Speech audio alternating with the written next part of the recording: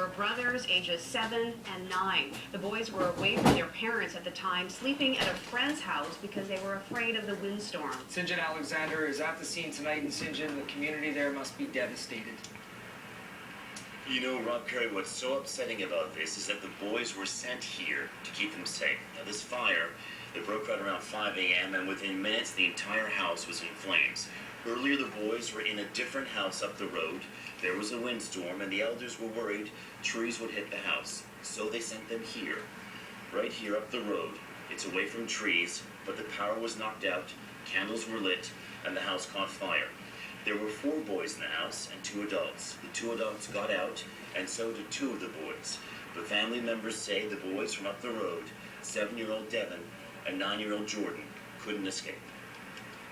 The candle caught fire, the chair caught fire, and it went from there. And they were great kids,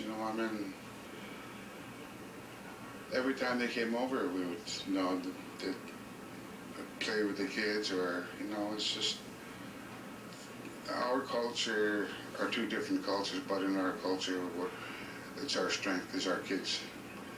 And that's, it's hard. Now, the survivors were taken to hospital, and they have since been released. Rob Carey? So, St. John, we always ask this question in these tragic situations, whether or not the family was insured. I understand in this case the family was not insured. Yeah, it wasn't insured, so no insurance at all on the house, no insurance on their cars. The local band is coming together, and if anybody wants to donate, they are taking donations. It would go to the Nanoose First Nations. Rob Carey? Okay, thank you, St. John.